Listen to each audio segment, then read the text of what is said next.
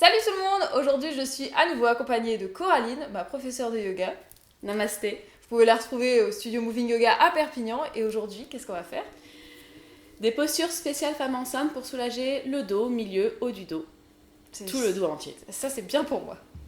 Alors on va commencer à quatre pattes avec la posture de Juliana de Crazy Cow. The Crazy Cow. Alors faites tous les mouvements que vous avez besoin de faire pour déverrouiller votre bassin, les épaules, les cervicales, à gauche, à droite, des cercles dans un sens, puis de l'autre. Allez-y, c'est The Crazy Cow, donc tous les mouvements sont possibles pour se sentir bien. Et ensuite, on s'arrêtera en position neutre, la posture de la table. Posture de la table, coude poignet, épaules bien alignés, on écarte bien ses doigts pour avoir bien son ancrage et on ne laisse pas se soulever l'espace entre le pouce et son index. On plaque bien, les hanches vont au-dessus des genoux. Pour déverrouiller la colonne vertébrale, pour réchauffer sa colonne, on va inspirer, monter le menton vers le ciel, les épaules loin des oreilles, le coccyx est légèrement vers le ciel et à l'expiration, on absorbe son nombril, on pose ses mains dans le sol, le menton à la poitrine, j'arrondis mon dos au maximum. Donc, synchronisez votre respiration avec la posture, pas de rush, prenez votre temps. J'inspire, j'ouvre ma poitrine, les épaules loin des oreilles et j'expire, je rentre tout.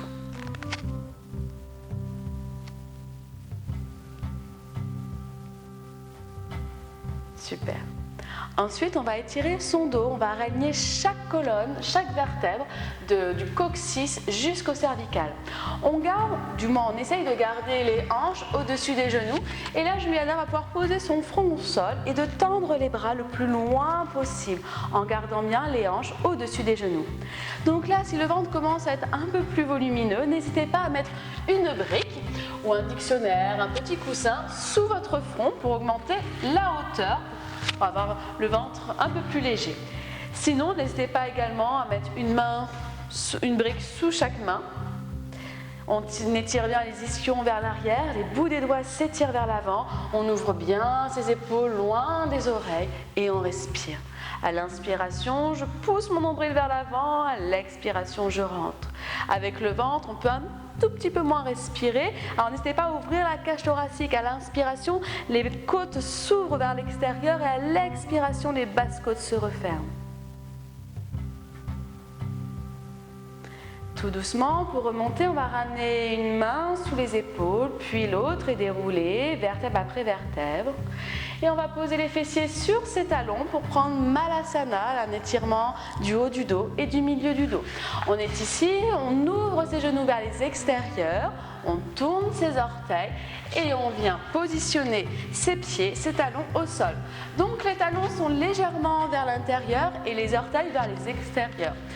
N'hésitez pas à mettre une brique sous vos fessiers, ce sera beaucoup plus confort. Si les talons ne touchent pas le sol, et c'est possible en fonction de l'angle de compression que l'on a, on met une brique, une cale, un dictionnaire, un petit coussin sous ces talons pour être davantage stable dans la posture. Donc ce qui est important dans la posture, c'est d'envoyer ses genoux en arrière, de ne pas laisser tomber les genoux en avant pour protéger vos ligaments. Là, on ramène bien le bassin vers l'avant, le haut du dos en arrière et on ouvre. Le regard est porté vers l'avant, vous pouvez engager une toute petite extension au niveau de la nuque, regardez un peu plus haut. Poussez bien les genoux vers les extérieurs. Et pour aller plus loin dans la posture, on va partir en torsion. On va descendre son épaule droite le plus bas possible à l'intérieur de son genou et tendre le bras droit le plus loin possible.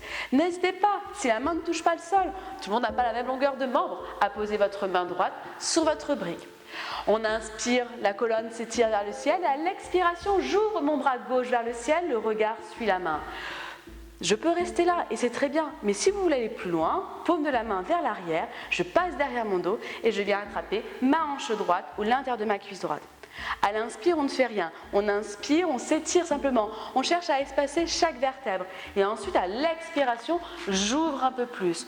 On pousse bien le genou gauche en arrière. Attention à ne pas le relâcher. N'hésitez pas à mettre une cale sous les fessiers si besoin. On va inspirer, tendre son bras gauche et à l'expiration, redresser, paume de main namasté. Pousser ses genoux vers les extérieurs, même sur l'autre côté, il ne faut pas se déséquilibrer. On descend l'épaule gauche, on plaque son bras gauche sur le côté gauche. N'hésitez pas à mettre une brique sous la main gauche. Quand on est prêt, on pousse bien le genou vers l'extérieur et j'inspire, j'ouvre mon bras droit vers le ciel, le regard suit. Je peux rester là, sinon paume de la main vers l'arrière. J'attrape derrière mon dos, ma hanche gauche, l'intérieur de ma cuisse.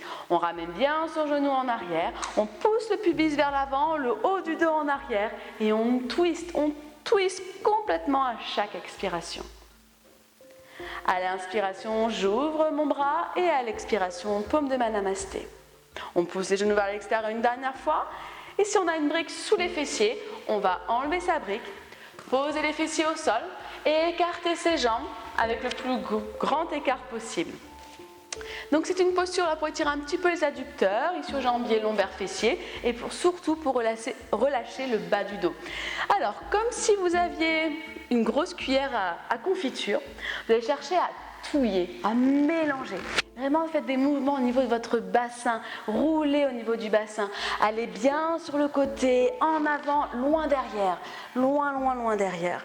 Vos pieds sont en flexion pour stabiliser les rotules et en même temps tonifier les quadriceps et on pense à changer de sens. Je peux inspirer sur un cercle, expirer de l'autre, ou si la respiration est plus courte, j'inspire vers l'avant et j'expire en arrière.